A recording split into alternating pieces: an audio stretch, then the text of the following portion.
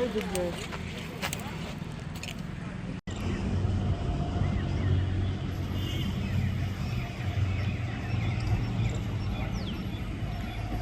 ગુનો ભેદ ઉકેલાયો છે. શું છે સમગ્ર ઘટના, શું હતી સર? કેવી રીતે પછી આ હત્યાના આરોપી સુધી પહોંચ્યો? તારીખ 12 ફેબ્રુઆરી 2026 રોજ CHC સેવાલિયાથી એક વર્દી આવેલી પોલીસ સ્ટેશનમાં કે એક બેન નામે પૂજાબેન યકીનભાઈ પટેલ નાઓને એક્સિડન્ટથી ઈજા થયેલી હાલતમાં લાવવામાં આવેલ છે, જે મરણ ગયેલ છે. એટલે પોલીસે તે અંગેની કાર્યવાહી હાથ ધરેલી.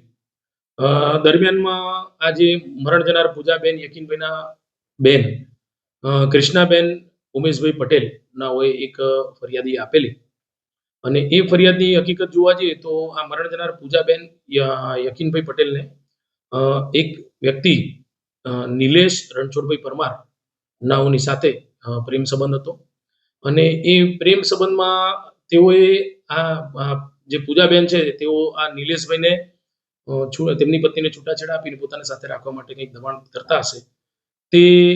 તેના કારણે આ નિલેશભાઈ જે છે એ તારીખ 12મીની રાતના લગભગ 1 વાગ્યાના સુમારે આ તેમના પતિ યકીનભાઈને મળેલા, અને યકીનભાઈને કહેલું તમારી પત્નીને અકસ્માત થયેલો છે તેવી વિગતો જણાવેલી. અને તે અનુસંધાને આ કૃષ્ણાબેને જે ફરિયાદ આપી એમાં તેમની પર શક જાહેર કરેલો. તપાસ દરમિયાન વિગતો એવી જાણવા મળેલી કે આ નિલેશભાઈ પરમાર અને પૂજાબેનની વચ્ચે જે પ્રેમ સંબંધ બંધાયેલો, તે અનુસંધાને તારીખ 12/2/26 રોજ આ પૂજાબેન અને નિલેશભાઈ રણછોડભાઈ પરમાર એ લોકો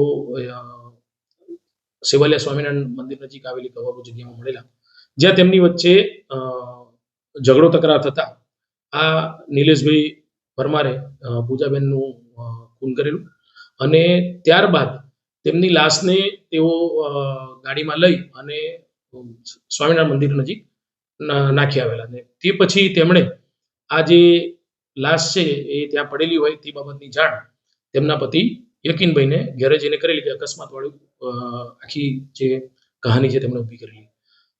તપાસ દરમિયાન પોલીસે CCTVના ફૂટેજ અને નિવેદનો આધારે આ નિલેશભાઈ રણછોડભાઈ પરમારની સંડોવણી જણાતા તેમની ખૂનના ગુનામાં ધરપકડ કરેલ છે, અને કોર્ટમાં રજૂ કરી અને તેઓના તારીખ 18/2/26 સુધીના રિમાન્ડ પર